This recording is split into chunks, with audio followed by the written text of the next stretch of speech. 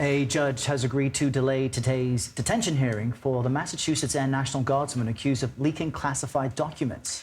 Jack Teixeira will wait 2 more weeks before he is back in a Boston federal courtroom. The 21-year-old is being charged under the Espionage Act. He's accused of posting top-secret documents about Ukraine and U.S. allies online.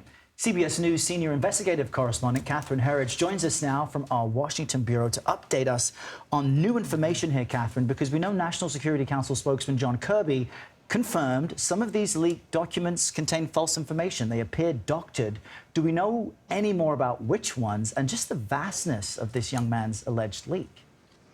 Well, Errol and Lana, good to be with you. We know of a couple of records that appear to have been doctored, but we don't have a full sense of the scale of those records. The overwhelming majority of the records, and based on the criminal complaint, are authentic top-secret records. And that is now going to require what's called a formal damage assessment within the U.S. intelligence community. And having been through some of these records, what's plain to me, based on the markings, is that a single document may contain intelligence from a half a dozen different agencies. So investigators will have to go back to those agencies to see whether the sources and methods were compromised. And that's very time-consuming and tricky. For example, with FISA intelligence, so that's wiretap intelligence, the agency that got that information may find that the intelligence is still coming in. So they may ask, is it still good intelligence, or does our adversary know that we're onto them and they're now feeding us bad information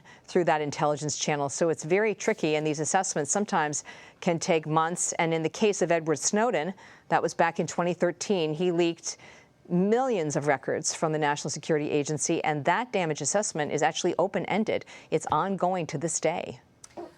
Catherine, the Senate and House have been or are being briefed on those leaked documents. I'm wondering if you can tell us more about what lawmakers expect to do with this information, and is any of the infighting within the GOP actually making it more difficult for lawmakers to move forward?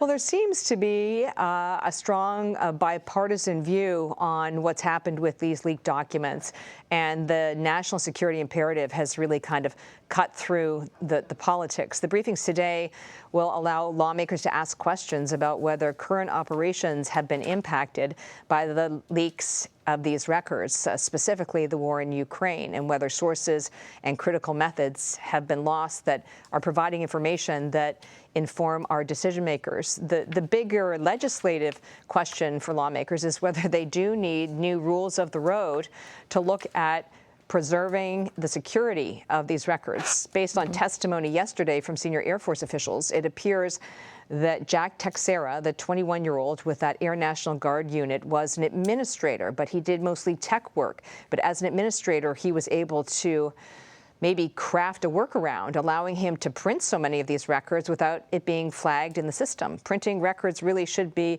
automatically flagged as unusual activity. It didn't happen here. So the question is, are the security systems in place sufficient? Is there a gap that needs to be plugged? And is that gap more in the National Guard side versus the active or reserve side? And what's remarkable, Catherine, is when you see the footage of Teixeira being detained and walking backwards slowly by what appears to be some kind of like military SWAT team, it speaks to the seriousness of what he's done. What are the potential penalties that he could face? Well, he is charged under the Espionage Act with the unauthorized removal and unauthorized transmission of national defense and classified information. So in layman's terms, that means that he's alleged to have printed out these records and then posted them online to Discord, this social media platform. If there's a compromise of sources like human spies, like they're lost to us for good, I mean, this has grave national security consequences. And he was told in that initial court hearing that he could face up to 15 years in prison if he is convicted of both of those charges.